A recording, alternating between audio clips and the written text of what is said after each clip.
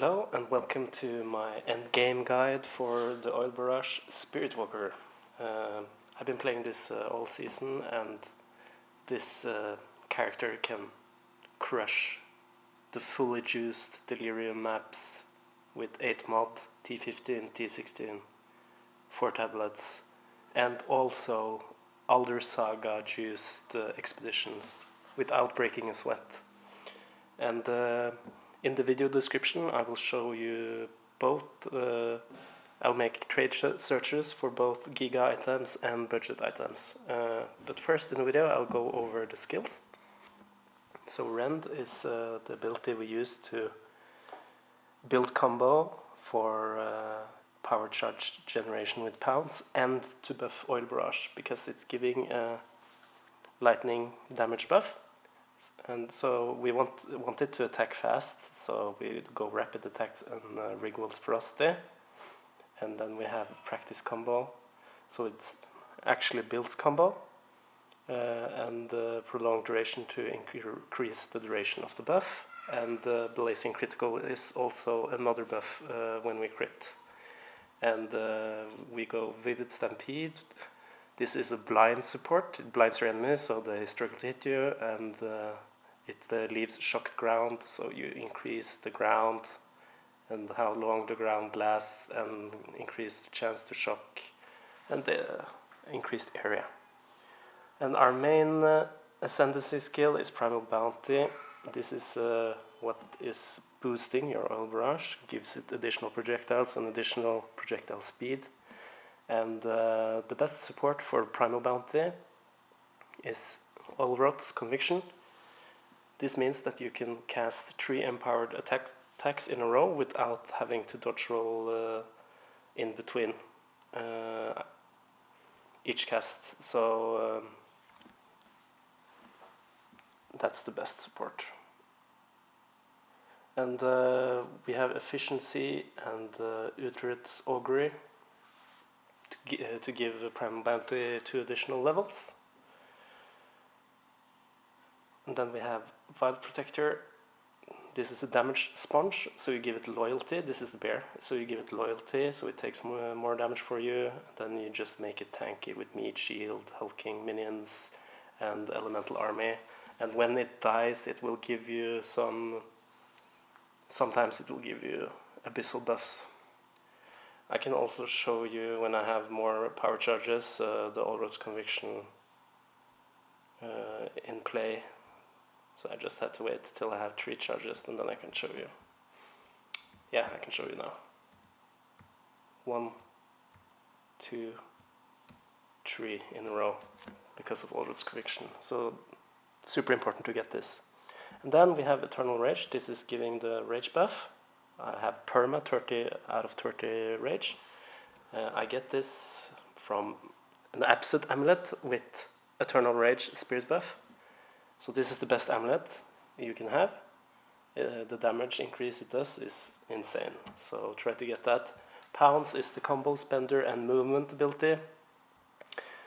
We put Sniper's Mark on it, so the crit damage we deal does increase damage on pinnacle bosses and rares, etc. And then we have Aelith's Chimes together with Rune's Inevitability, so when it spends combo that you build with Rend, it has a higher chance to give you power charges.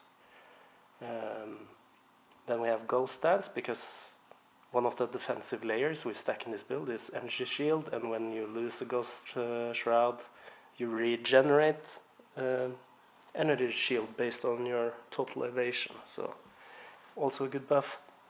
And here is Oil Barrage, our main skill. I used to have Dominus Grasp and Ricochet in the previous video. Those 2 are good supports, but now in the deep endgame, when you have a lot of crit chance, 50% to be exact, you swap to Garakan's Resolve and Rakiata's Flow. So to make Garakan's Resolve be worthwhile, you need 50% crit chance. And with Garakan's Resolve you have effectively 75% crit chance. and 25% of the time you will double crit. So the more crit damage you have, the more damage you deal. While 25% of the time you don't crit, it's still a net positive, as long as you have enough crit damage to offset the negativity it brings.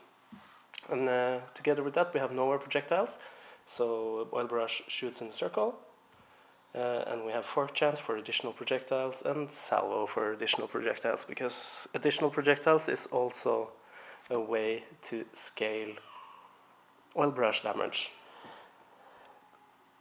And I wouldn't swap to Rakiatas Flow and Garukans until you have gloves with additional projectile chance. I will go over the items later, but yeah, this is a late game swap to these two supports. They are very expensive, especially Garukan's Resolve is expensive, so it's not needed to deal a lot of damage, but it's something you should aim for in the end. Then we have Wind Dancer, which is boosting our evasion chance, and we have knockback and blind, so it gives you even more defensive layers. And Devour, this is the skill you use to eat corpses, and you can also cull enemies, and when you do, with Charge Profusion and Thrill of the Kill, you will get power charges and give Oil Barrage a damage buff when you kill someone. And on top of that, we have charge regulation. On our helmet, we have anointed Thaumaturgic Generator, which is giving all these charges passively. And sometimes we even have Frenzy, Endurance, and Power Charge at the same time. So this spirit buff is really nice. You need to get it. It will give you more crit chance multiplicatively, more armor evasion and energy multiplicatively, and more skill speed multiplicatively. So no, the skill speed is increased, but still, it's really nice. And in the last video I said skill speed doesn't scale Oil Barrage damage, but I'm wrong. I have tested now in Path of Building and on Pinnacle bosses. It is a damage increase, so I'm sorry for the confusion. So skill speed is definitely good for our build. And then I have Mana Remnants. I don't have Mana Remnants because I need mana regen. I only use it because I need some cooldown reduction for pounds for quality of life with Catal's Rejuvenation. And on the bottom here I have Lightning Warp and Ball Lightning. As you can see, they are disabled because I don't have the intelligence requirement, but I put them there so I have a higher chance to generate power charges with Thaumaturgic Generator anointment. I thought that you needed to have the intelligence needed for the chance for the power charges to increase, but you don't. So it's really nice. You don't need 137 intelligence, or you just need to have the skills in your skill tree. Yes, and I'll go over the passive tree quickly. So we go Sacred Unity to get all the 3 spirit buffs. And we spec the deepest into Primal Bounty for more empowerment to Oil Barrage.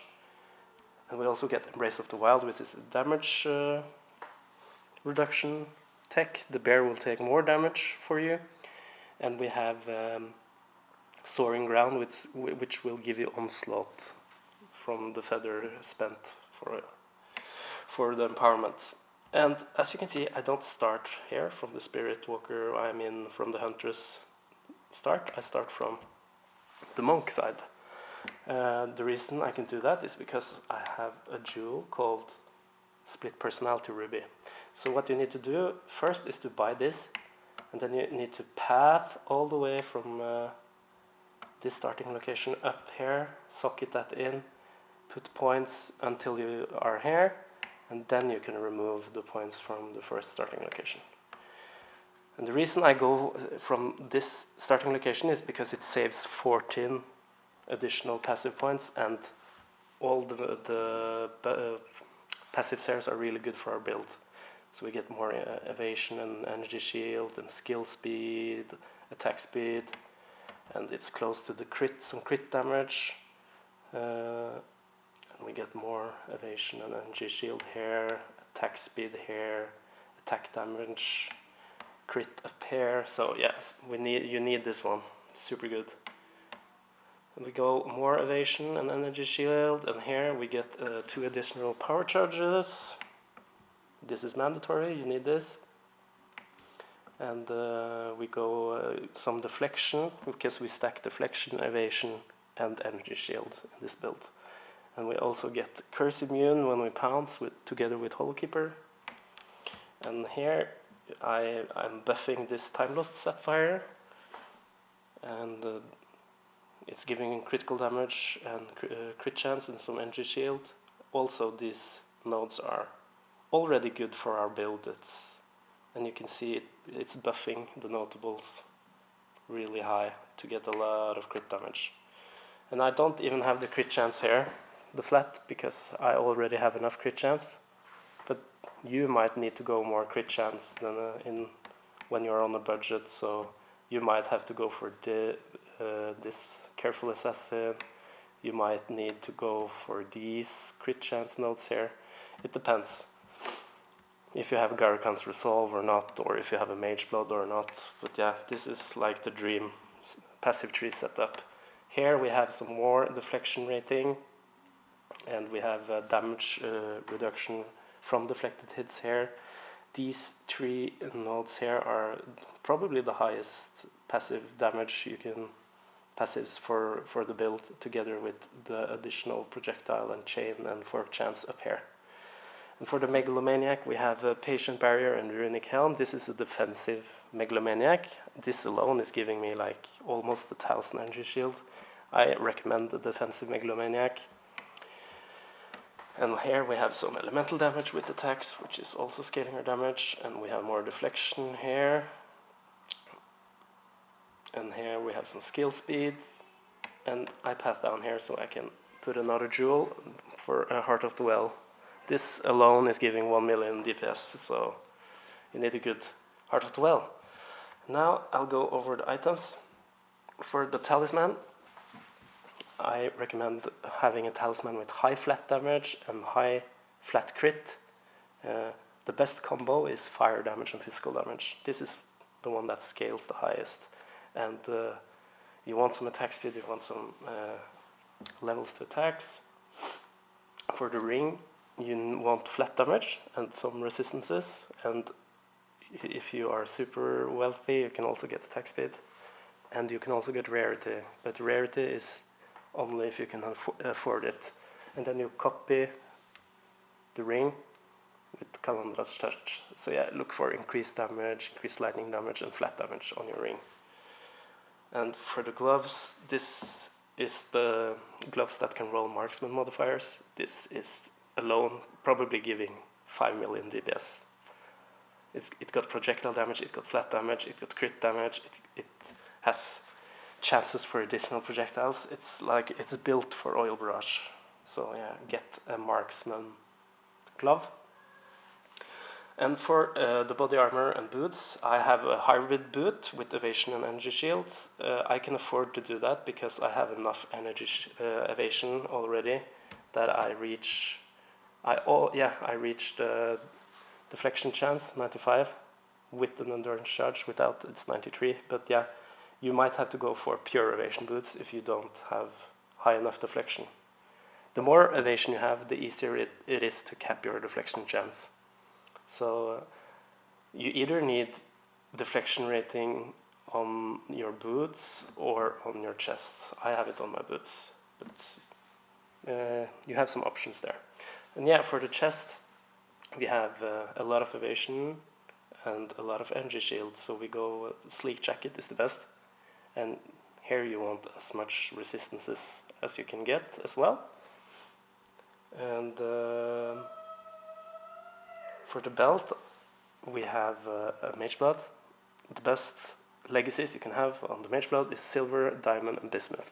Diamond is giving crit chance, Silver is giving skill speed, and Bismuth is giving resistances. And I recommend to have a 2-1-1. Like you either have 2 silver, 1 diamond, and 1 bismuth, or you have 2 bismuth, 1 silver, and 1 diamond, or 2 diamond, 1 bismuth and 1 silver as I do. That's the best mage blood. And also I have, in the description of the video, I have budget item searches as well, so if you can't afford some of the items here, I have also posted the budget versions, and I'm pretty sure if you just equip all budget items, you can do delirious, 200% delirious maps pretty easily, but you might struggle in Grand Expedition. And for the amulet, we have, this is not perfect, but you need an Eternal Rage amulet with either global energy shield, armor evasion, or increased maximum energy shield together with levels to projectiles. And you need some spirit, of course. You need approximately 131 spirit for all the spirit buffs in this build. So, yeah. And for our helmet, it's the Decree of Equity. This is the best in slot because it's giving reverse blind. And the reverse blind is multiplicatively, so the evasion it grants is 20% more evasion. And on top of that, it's giving 30% of evasion rating as extra armor, so you get 40% armor when you have a lot of evasion, and that basically means you are light stun immune when you jump into packs. So this build is super tanky, just for your information, and it deals 30 million DPS. So yeah, the build is giga strong. Alright, that was the items. No, I need to show the charms. I have a Dowsing Charm because Ignite is dangerous, and this is also giving you charges when you kill enemies. Same with the Thawing Charm, it's also giving charges and gives freeze immunity. And then I have a Rite of Passage, which is giving gain elemental damage and movement speed and stuff. So the Stag is the best Rite of Passage you can equip. And to solve your mana issues, you want a Laviangas that has the minimum reduced amount recovered. So 70% is the best. That way, you with 23% quality, you have 68 mana every 2 seconds. So yeah, this build does not struggle with mana at all. And that was the items.